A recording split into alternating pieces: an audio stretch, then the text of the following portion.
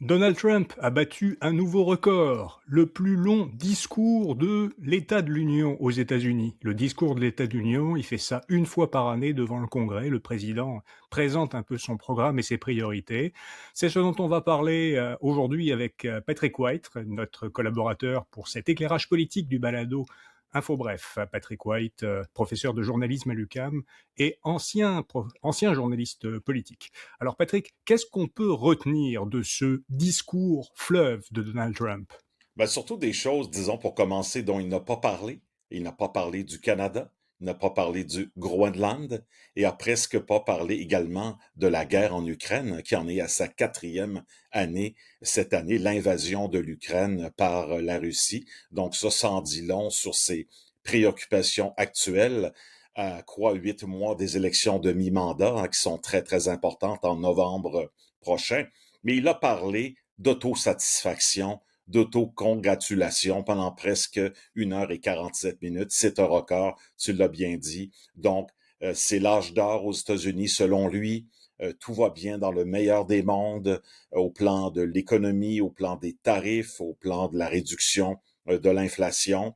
Et évidemment, il se porte en personnage qui a mis fin à 8 guerres dans le monde et que les États-Unis, on a réussi à casser l'héritage négatif de Joe Biden et des démocrates. Donc, essentiellement, tout va bien dans le meilleur des mondes. Les démocrates sont les méchants. Il les a insultés longuement et de façon extrêmement malaisante mardi soir. Également, il a dénoncé la décision de la Cour suprême américaine qui bloque donc les tarifs réciproques entre les États-Unis et le reste du monde. Donc, lui, évidemment, il va trouver un plan B, il l'a dit, pour continuer dans cette voie-là. Également, des promesses auprès des Américains de tenter de réduire le prix de l'électricité, hein, qui est vraiment un enjeu majeur avec les centres de données des GAFAM, les géants du web, ça pousse un peu partout aux États-Unis et ça a un impact très élevé sur la hausse des factures d'électricité parce que l'électricité n'est pas un bien public aux États-Unis, c'est coté en bourse et ça varie énormément depuis un an, depuis son arrivée au pouvoir, donc en janvier 2025. Donc, c'est essentiellement le message de M. Trump. Tout va bien dans le meilleur des mondes. Je suis le meilleur au monde. Nous sommes vraiment la lumière du monde. Et le reste, le meilleur est à suivre au cours des 3 prochaines années du reste du mandat. Et évidemment, euh, on a mis les immigrants dehors, on va continuer à le faire, et les immigrants sont les grands méchants aux États-Unis. On connaît le rapport de Donald Trump avec la vérité, qui est un rapport parfois distant. Est-ce qu'il y avait des choses vraies dans ce discours? Ben, il y avait quelques données qui étaient tronquées, évidemment, mais une croissance de l'économie américaine en 2025, évidemment. L'inflation également qui a été réduite un peu, en particulier sur le prix de l'essence, mais il a donné les faux chiffres sur le prix de l'essence, des faux chiffres sur la croissance du PIB en 2025. Il a donné des faux chiffres également sur l'inflation. Mais globalement, on voit qu'il a exagéré à tous les égards. Il parle de 18 billions d'investissements depuis un an, comparé à 1 billion durant les 4 ans du dernier mandat de Joe Biden. Ces chiffres-là sont totalement inexacts. Il a parlé des Somaliens de l'État du Minnesota qui auraient fraudé les États-Unis pour 19 milliards de dollars. Et évidemment, il en fait quelque chose de personnel, cette guerre contre l'immigration illégale aux États-Unis. Concrètement, il s'est dit en faveur de l'immigration légale. Là-dessus, je crois qu'il a marqué des points et auprès, évidemment, de ses électeurs. Il a joué la carte habituelle que les tarifs vont peut-être vous permettre, à la fin de la journée, les revenus des tarifs pourraient abolir, selon lui, l'impôt sur le revenu aux États-Unis. Donc, beaucoup de promesses en l'air et évidemment, sur l'Iran, quelque chose de très concret, pas d'attaque à court terme. Il favorise les négociations diplomatiques, mais ne veut pas de l'acquisition de l'arme nucléaire par l'Iran. Alors, au moins là-dessus, au plan de la politique étrangère, ça a eu le mérite d'être clair. La dominante du discours, c'était les sujets économiques. On sent qu'il y a une préoccupation importante, et politique évidemment en termes de politique intérieure par rapport aux élections de mi-mandat qui s'en viennent, à la mi-novembre.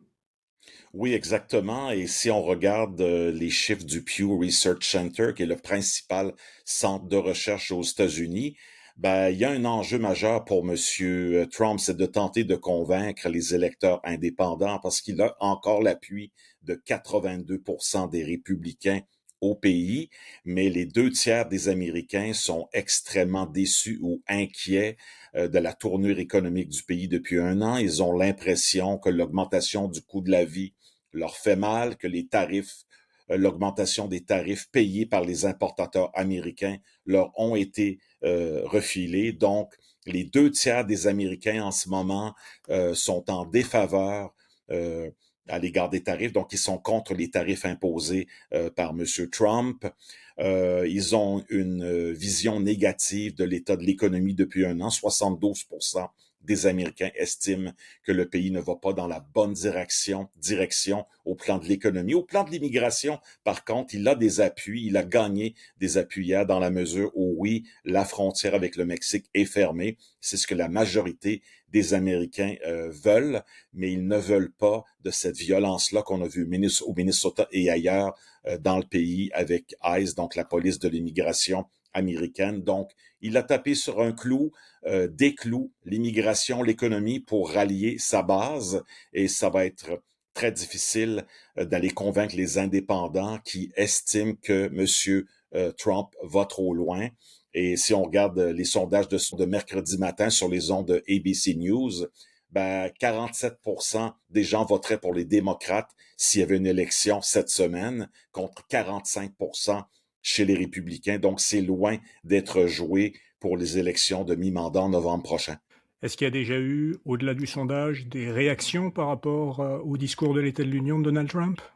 Oui, alors Fox News, qui est très très proche de M. Trump et qui est en faveur évidemment du Parti républicain et qui est propriété d'un républicain, Rupert Murdoch, estime que M. Trump a bien fait.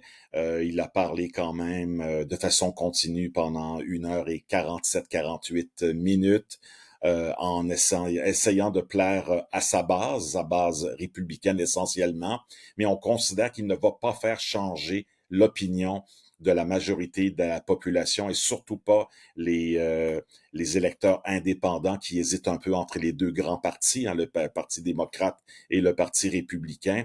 Dans les autres grands médias qui sont plutôt, disons, peu favorables à M. Trump, que ce soit du côté de CNN et des autres médias, magazines progressistes aux États-Unis, on estime que c'était essentiellement un effet de toge, un grand discours sans substance et on accepte mal la diabolisation des républicains, les commentaires négatifs sur la Cour suprême et le ton extrêmement populiste et surtout revanchard à l'égard des démocrates qui était pas digne d'un président des États-Unis parce que normalement, ce discours-là, c'est un discours qui n'est pas partisan. On fait le point sur l'état de la situation au pays 1 fois par année devant le Congrès. Je rappelle que le Congrès, c'est la Chambre des représentants et le Sénat 1 fois par année. Ce message-là est normalement non partisan et mardi soir, malheureusement, cette conciliation-là de la vision démocrate du pays républicain. Évidemment, c'était pas au rendez-vous et c'est ce que déplore la majorité des analystes aux États-Unis. C'est ce qu'ils déploraient mercredi matin. Merci Patrick. On te retrouve mercredi prochain, 4 mars, en fin d'après-midi, pour un prochain éclairage politique. D'ici là, comme tous les matins, InfoBref vous résume l'essentiel des nouvelles en 5 minutes, soit dans l'infolettre, InfoBref matin, soit dans le balado InfoBref. Vous trouverez les liens dans les notes de cet épisode. Vous trouverez également le lien vers l'infolettre de Patrick White, infolettre sur les médias quotidiennes qui couvre de façon très complète l'actualité des médias. Merci beaucoup. À très bientôt.